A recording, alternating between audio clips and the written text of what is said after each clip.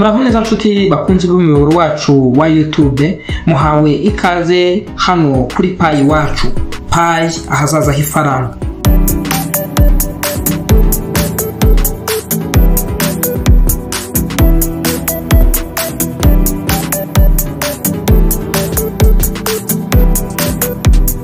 Kuri uyu muyoboro tuzajya tuganira kuri Pi Network kandi tunarebe uko iri faranga rishya rikoreshwa mu buryo bw'ikoranabuhanga rishobora guhindura hazaza h'amafaranga dukoresha.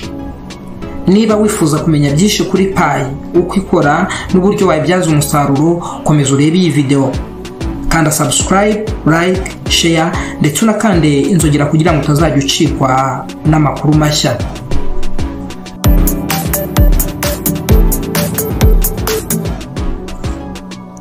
Sobanukirwa ibi. Iyi video igamije gusobanura rubanda uko Pi ikora, ntawe tugira inama yo gushora amafaranga. Pi Network iracyari mu cyiciro cya Included Mainnet, bivuze ko amafaranga ya mininzwe atarakoreshwa ku isoko rusange cyangwa ngo yoherezwe hanze ya Pi Network. Icyemezo cyo gukomeza kumininga, kubika cyangwa gutegereza uko Pi izakoreshwa ni cy'umuntu ku giti cye. Ntushishikarizwe n'umuntu uwo ari we wese kugura Pi cyangwa gushora amafaranga yawe. Nta kabuza nukurikira ibiganiro byacu uzashishoza kandi uzagenzura amakuru yose uhabwa.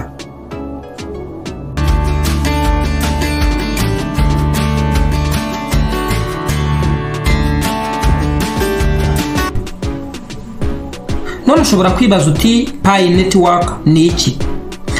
Mu magambo make, Pi ni faranga rishya rikoreshwa mu buryo bw'ikoranabuhanga, ibyitwa mu rurimi rw'icyongereza cryptocurrency. Yatangijwe ku wa 14 Gashyantare 2019 n'itsinda ry'abahanga bakomoka muri kaminuza ya Stanford yo muri Leta Zunze Ubumwe za Amerika. Abo barimo Dr. Nicholas Kokaris, Dr. Chang Diao Fan ndetse na Vincent McPhilip. Intego yabo yari ugushyiraho ifaranga rikoreshwa mu buryo bw'ikoranabuhanga ridakenera ibikoresho bihenze cyangwa ingufu nyinshi z'amashanyarazi, bityo rikaba ryafasha abantu benshi kubona amahirwe yo kwinjira mu bukungu bwa digital nta mbogamizi nk'izagaragaye kuri Bitcoin. Hari n'undi udukurikiye aka kanya uri kwibaza ati ese nanjye nabona Pi? Igisubizo ni yego. Pi iboneka mu buryo bubiri bw'ingenzi. Uburyo bwa mbere ni ubwo kuyicukura, mu cyongereza babyita mining. Icyo gihe ukoresha telefone yawe ngendanwa. Pi ikoresha uburyo bushya bwemeza amakuru, mu cyongereza nibwo bita consensus algorithm, butuma buri wese ufite telefone ashobora gucukura ayo mafaranga adakoresheje ingufu nyinshi. Uburyo bwa kabiri ni uburyo bwo kuyigura ku masoko yemeye kuba amanyamuryango y'imbere ya Pi Network binyuze mu isuzuma rya KYB. KYB ni impine y'amagambo atatu y'icyongereza ariyo Know Your Business.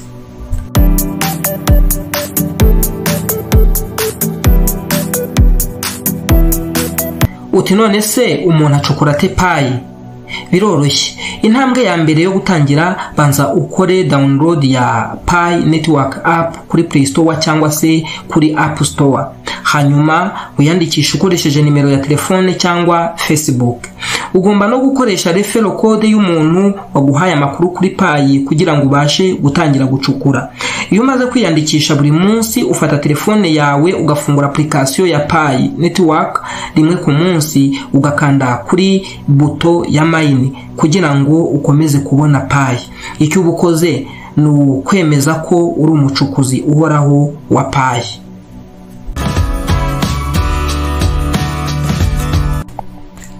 Hari abari kwibaza bati ese Pi Network kuko ni impamo cyangwa ni igihuha nka bya bindi biza bigasiga amara amasaba byisunze? Kurikira ibi bintu bine ngiye kukubwira uri kuriramo igisubizo nyacyo.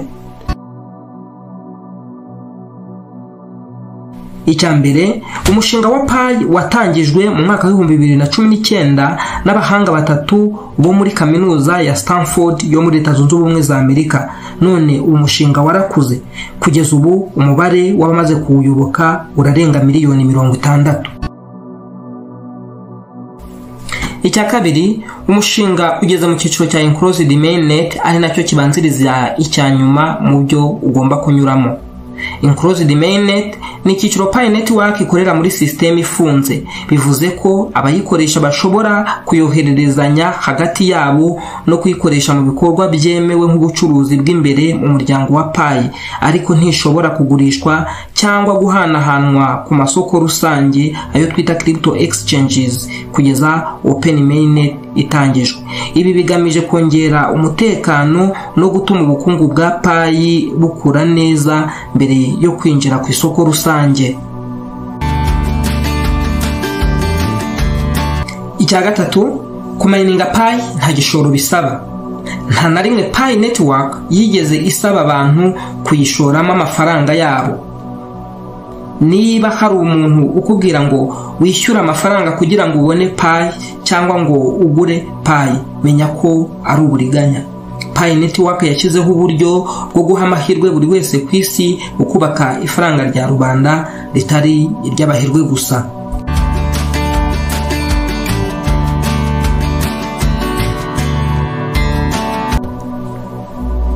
Icya kane, Pi Network yamaze kugaragara ku masoko atandukanye y'ifaranga rikoreshwa mu buryo bw'ikoranabuhanga, mu cyongereza byo twita exchanges. Ayo ni nka Huobi, XT.com, Bitmart, Biteconomy, CoinW, SuperX, Hotcoin, Bitget, OKX, Gate.io na Mexi. Aya masoko yose yakoze KYB bituma aba amanyamuryango y'imbere ya Pi Network. Kuri aya masoko umuntu yagura cyangwa akagurisha Pi ze nta mbogamizi. Ibi biduha icyizere kurushaho, aho twese dutegereje Open Mainnet, aho Pi izatangira gukoreshwa mu buryo bwagutse kurushaho.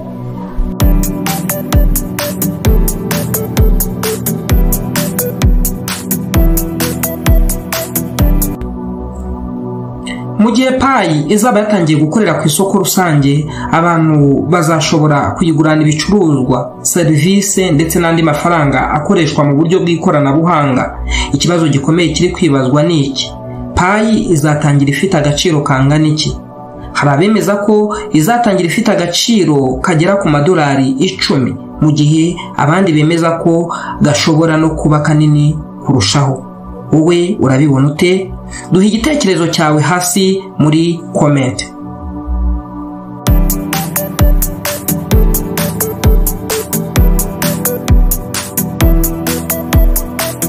Niba nawe hari igitekerezo ushaka kutugezaho cyangwa hari icyo wumva twaganiraho, twandikire hasi muri comments.